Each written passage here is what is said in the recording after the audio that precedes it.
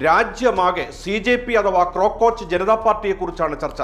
രാജ്യമാകെ പുതിയ തലമുറ ഈ കൂട്ടായ്മയ്ക്ക് കീഴിൽ ഒന്നിക്കുകയാണ്. ഇതിന് തുടക്കമിട്ട 30-കാരൻ അഭിജിത്ത് ദീപ്കയെ അറിയണ്ടേ? ബോസ്റ്റൺ സർവകലാശാലയിലെ പബ്ലിക് റിലേഷൻസ് വിദ്യാർത്ഥിയും മുമ്പ് ആം ആദ്മി പാർട്ടിയുടെ സോഷ്യൽ മീഡിയ സ്ട്രാറ്റജിസ്റ്റുമായിരുന്നു അഭിജിത്ത് ദീപ്കെ.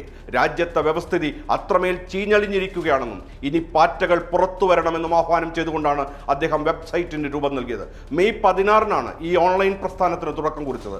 സുപ്രീം കോടതി വിചാരണ വേളയിൽ ചീഫ് ജസ്റ്റിസ് സൂര്യകാന്ത് യുവജനങ്ങളെ തൊഴിലെടുക്കാത്തവർ, അലസന്മാർ, ഇന്റർനെറ്റ് ലോകത്ത് ജീവിക്കുന്ന പാറ്റകൾ, സമൂഹത്തിലെ ഇത്തിക്കണ്ണികൾ എന്ന് വിശേഷിപ്പിച്ചിരുന്നു. ഇതിലുണ്ടായ രോഷവും പ്രതിഷേധവും പരിഹാസരൂപേണ പ്രകടിപ്പിക്കാനുള്ള വേദിയായാണ് ഇൻസ്റ്റാഗ്രാമിൽ ഈ കൂട്ടായ്മയെ ഫോളോ ചെയ്യുന്നവർ ദിവസങ്ങൾക്കകം തന്നെ ഭരണകക്ഷിയായ BJPയെയും മറികടന്നു.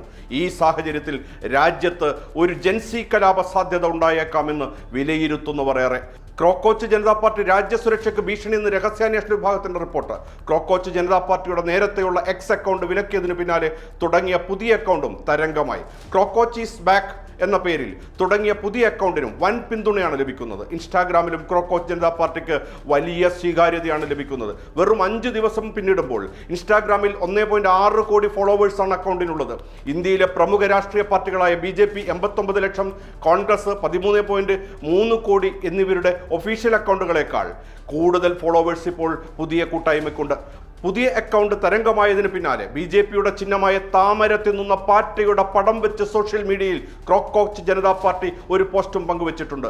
BJPയുടെയും ക്രോക്കോച്ച് ജനതാ പാർട്ടിയുടെയും വളർച്ചയെ പറ്റിയാണ് പോസ്റ്റിൽ വ്യക്തമാക്കിയിരിക്കുന്നത്. ഒപ്പം നീറ്റ് UG പരീക്ഷാ വിവാദവും പേപ്പർ ചോർച്ചയും മുൻനിർത്തി കേന്ദ്ര വിദ്യാഭ്യാസ മന്ത്രി ധർമ്മേന്ദ്ര പ്രധാൻ രാജിവെക്കണമെന്നും ക്രോക്കോച്ച് ജനതാ പാർട്ടി ആവശ്യപ്പെട്ടിട്ടുണ്ട്.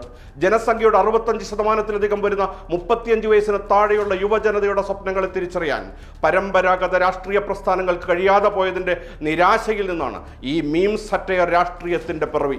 തൊഴിലില്ലായ്മയുടെയും സാമ്പത്തിക സ്ഥിരതയുടെയും കാലഹരണപ്പെട്ട വിദ്യാഭ്യാസ രീതികളുടെയും നടുവിൽ ശ്വാസം മുട്ടുന്ന ഒരു വലിയ സമൂഹം ഇവിടെയുണ്ട്.